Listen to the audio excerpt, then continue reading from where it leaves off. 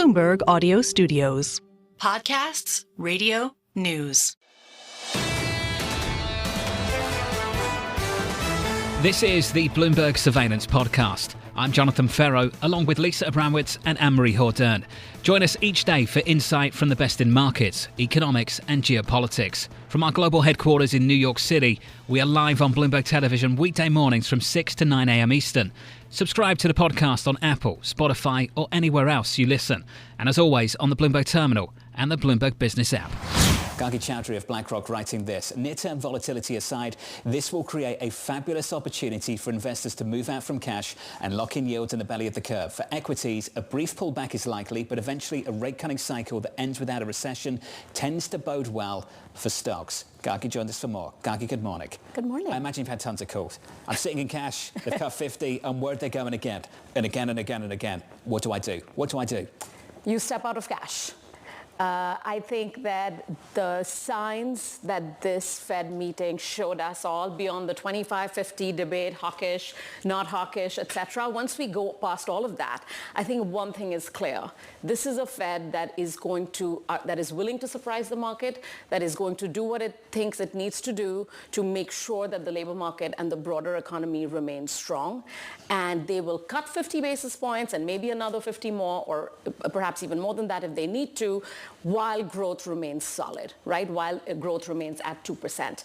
And that is an amazing opportunity to own risk assets. So own risk assets in the fixed income markets, own fixed assets, risk assets in the equity markets.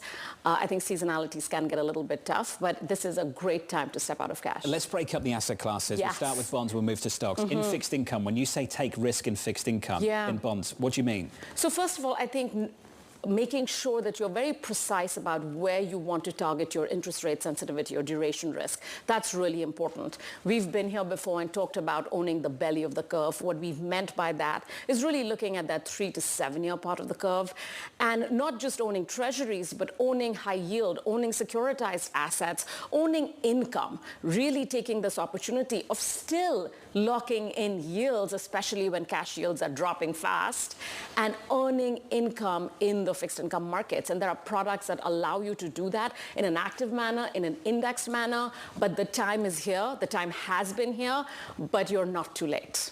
Let's have a therapy session, because a lot of people are feeling like they missed it. And a lot of people feel like, you know, they're watching as valuations get that much more expensive in stocks, in bonds. I'm looking right now at credit spreads tightening even more on the heels of this decision.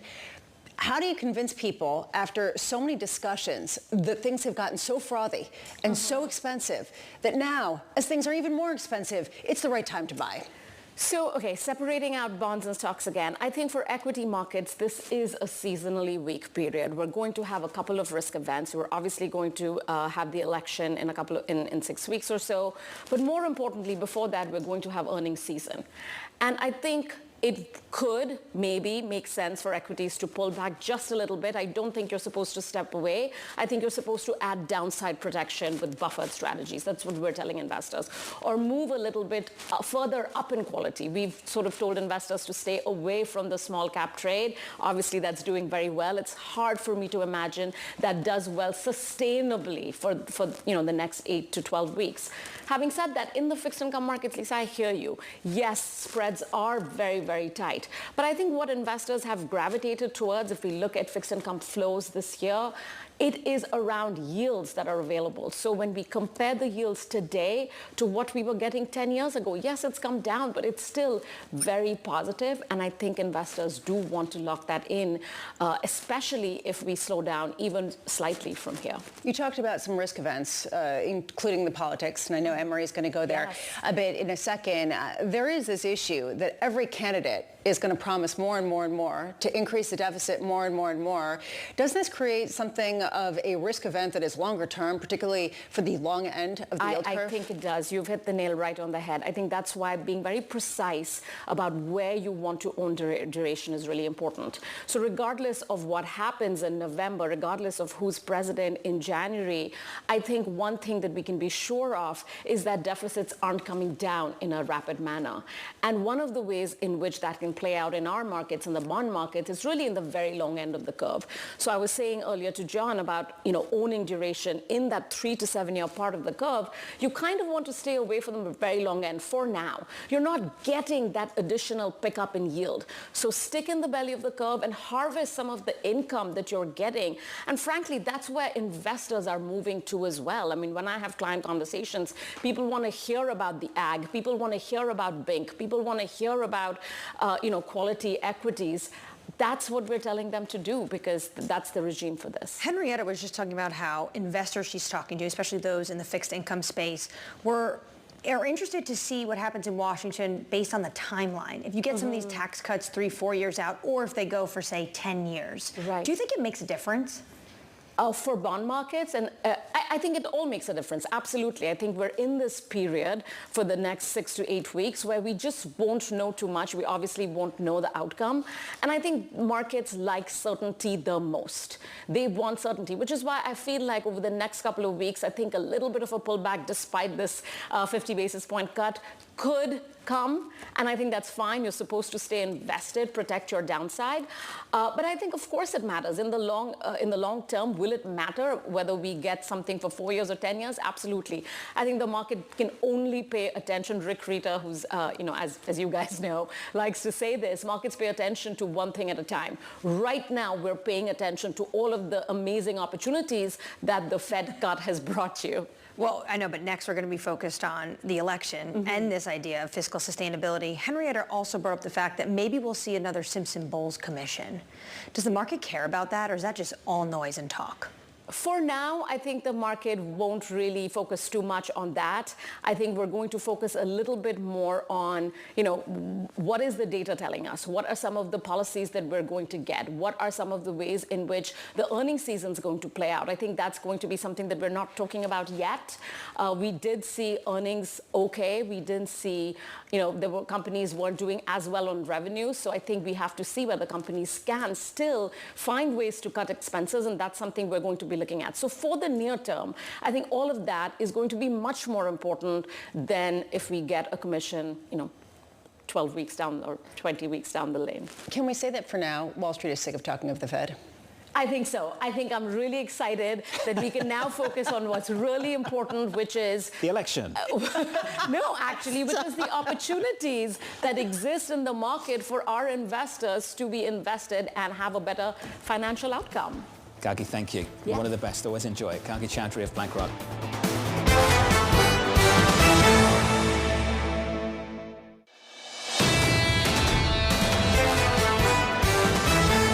John Lovallo joins us now. John, it's good to see you. Good to be here. Thanks for having me. What does that rate cut do for this market? I mean, I think, look, rates are down 90 basis points from when Lennar last reported earnings in mid-June. We know that demand has picked up. Toll Brothers reported in August that July was, this is their May through July quarter, that July was the strongest month with strength continuing into August. Other builders have said the same. Our private builder channel checks have been very bullish. Demand is better than seasonal averages at this point. Things are moving in the right direction. So I think that, that coupled with, think about new home sales in July, up 11% month over month to 739,000. Single-family starts yesterday, 992,000, up 16%. Activity is picking up, and that's a good thing. So I think demand is moving in the right direction. Toll Brothers are for the fancy people. They don't need mortgages. That's all cash. Can we talk about who this really helps? Which builders does this really help? I think it helps all. You're right. About 30% of Toll's buyers pay all cash. So you could argue perhaps a little bit less of a stimulus there. The lower end probably benefits the most. D.R. Horton, Lennar, companies that really focus on that, probably D.R. Horton the most, on that entry-level first time. Those buyers are going to have more dollars in their pocket. But keep in mind that the builders have been buying down mortgage rates all along. And so demand has been pretty good for the public builders all throughout this, this kind of interest rate volatility. That's where I wanted to go. Yeah. I don't get this market. Basically, you have high rates, and that's good for home builders because nobody can move and no one wants to sell. So, if anyone actually wants to buy a home, you have to build it from scratch. Lower rates help them too because lower rates are better and people can borrow money. Which is it? At what point is it just price go up, period? Lower rates are good for housing, Lisa, regardless. I mean, I think that that's kind of where we sit. Now, your point's well taken, though, right? I think the lock-in effect has kept people from moving and reduced existing home turnover has helped the builders, no question about it. Now, lower rates are going to bring some more inventory back to the market, but keep in mind, 80% of mortgages are below 5%, 60% are below 4%, so there is still a lock-in effect. There's this question about if lower rates unlock a great deal of supply from existing homes, but also from potentially home builders, won't that cause prices to potentially go down, not up, especially if mortgage rates are still well above the average that people are paying right now in their homes? I think it would take an economic shock to bring back a glut of inventory. I think the inventory return is going to be more sort of, orderly, if you will, just given that lock-in effect that I talked about. Now, there will be more existing home inventory, but you know what? That also opens the pool of potential buyers. And so we think supply-demand from that standpoint will still remain strong enough where prices are not going to drop dramatically. John, oh, sorry. I was going to say, what do you make of all this being discussed on the campaign trail, potentially supply coming because of policy in Washington?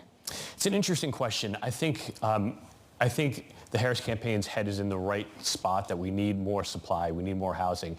The actual execution of that is very challenging because it can't be done at the federal level. It's really the municipal and state and local, kind of supply constraints in terms of land development, entitlement, zoning, permitting, things of that nature that just can't be controlled at the federal level.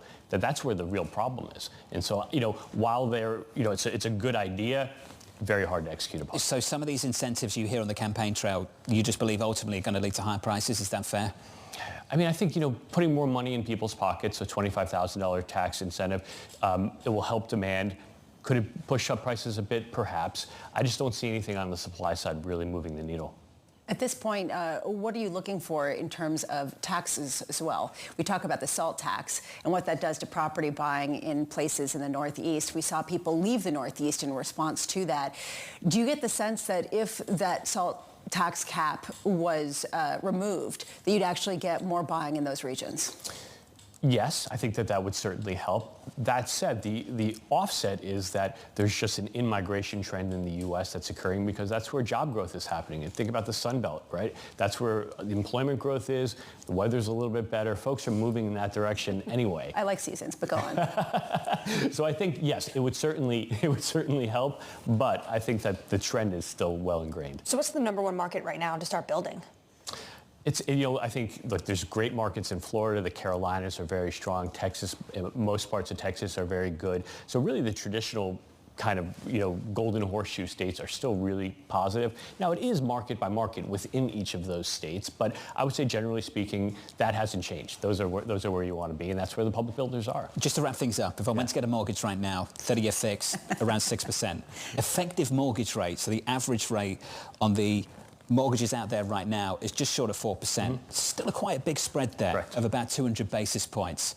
How much of a difference does 6 make to the unlocking, the lock-in effect that we've seen grip this housing market over the last few years? I don't think it moves the needle all that much in the existing home side. It will help, for sure. But I think, what the builders have talked about is 5.5% kind of being the sweet spot of where they're buying rates down to. So there's no magic number, but I think that that's probably a fairly good indication of where you have to be. Just quickly, for people who aren't familiar, when you say buying rates down to, what do you mean? What is that? So the public builders are actually going out into the mortgage market, securing forward commitments to buy down mortgages at below mortgage average rates, which is allowing buyers to step into homes at much more affordable levels. They've been working around this for the last couple of years. They've been very successful, yeah. I know. John, thank you, sir. It's good to see you. Thanks for having me. Appreciate it. John Lovallo there of UBS on the latest in the housing market.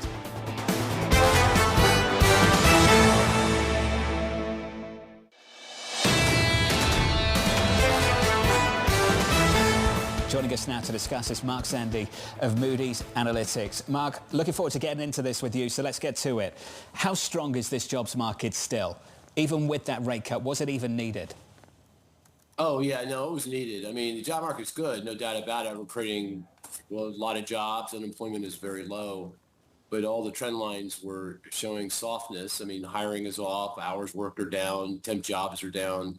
The only thing that's really kept the job market together is those low layoffs, as you point out. The UI claim suggests that continues, so that's good news. But the trend lines here are still a bit disconcerting. So I think, it makes every sense in the world for the Fed to start cutting interest rates. Now, I mean, more fundamentally, the Fed did what it needed to do. It got us back to full employment with inflation effectively at target. So if they've hit their mandate, then why a 5.5% funds rate target? I mean, I think everyone can agree. No, a lot of debate, reasonable debate about, what is the so-called neutral rate, that rate where policy is neither restraining or supporting growth, but it's not 5.5%. So time to get that down and get that normalized as fast as possible, because, if you keep it there, something could break. And once something breaks, very difficult to, get that back together. And this is the reason why recalibrating, and recalibrated were the words of the day yesterday when we heard Jay Powell take the stand. A real question when you say concerning trend lines in the labor market.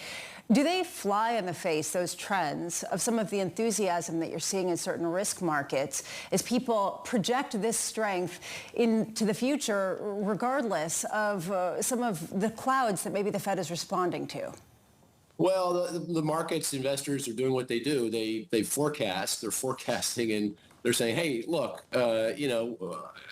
before the Fed started cutting rates, before the Jackson Hole speech and Jay Powell telling us that he was going to cut rates, it felt disconcerting, and the forecast wasn't quite as good as it is today. Today, forecast is much better. We've got a 50 basis point rate cut behind us, and clearly a string of rate cuts ahead of us. So you do the forecast, it feels like a soft landing. Therefore, I'm going to go buy stocks and going to buy bonds. So, I think it's a rational response. I mean, at the end of the day, just think about this for a second. The economy is really fundamentally in a pretty good spot. And therefore, the stock market should be in a pretty good spot. So it's not surprising we're at record highs and moving higher. So I think they're consistent. I don't think they're inconsistent. The one note of concern, perhaps you could argue in markets right now, is this idea that maybe we are underpricing or under-considering inflation. When you take a look at gold prices, just hovering near those all-time highs, when you take a look at the long end of the yield curve, continuing to increase, particularly in the 30-year sector this morning, this idea that maybe we are going to see some uptick in inflation. Mark, are there signs to you, and I'm looking at housing in particular, as well as potentially other sectors, are there signs to you where you could start to see that inflation start to tick up? No. Gold, Lisa? Gold, really? That's what you're pointing to? Come on. No. Inflation is back in the bottle. I mean, the thing that I think the most important to look at, inflation expectations. And there's lots of different ways of looking at that. You can look at the bond market and what the implied expectations are. Go look at the surveys that are being done by the New York Fed, the Conference Board. Inflation expectations are all the way back in. So, as long as that remains the case, and I don't see a reason why that's going to change, I'm not worried about inflation. And housing, absolutely not. I don't think that's going to be the issue here going forward. I mean, if anything, in the next 12, 18 months, we should see further deceleration in the growth of the cost of housing services, because there's such a long lag between what's going on in the rental markets and when that actually shows up in the inflation measures. So the next 6, 12, 18 months, I think we're going to see, further deceleration. And in terms of setting monetary policy and interest rates, I think you shouldn't even be focused on particularly owner's equivalent rent. That's the posted cost of home ownership. Lots of good research coming out of the Fed saying that's, probably something you shouldn't be focused on when trying to set policy. And I totally agree with that. So set that aside. You know what inflation is? CPI, core inflation, PCE, consumer expenditure related inflation.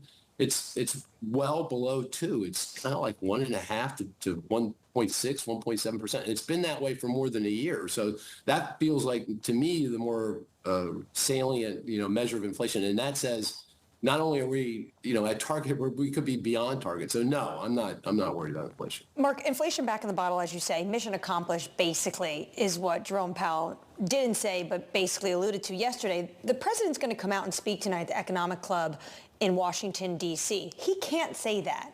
The real economy, people are not feeling the inflation that you're talking about. Yeah.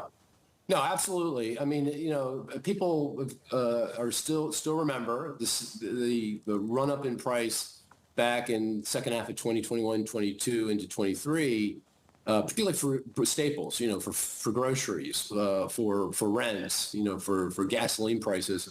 And it's very hard to get by that psychologically. In fact, it's very interesting. You talk to folks and you say, how are you feeling about the economy? You say, not so good. You go, why? It's almost like everyone has this one food item that they buy on a regular basis that's the litmus test for everything.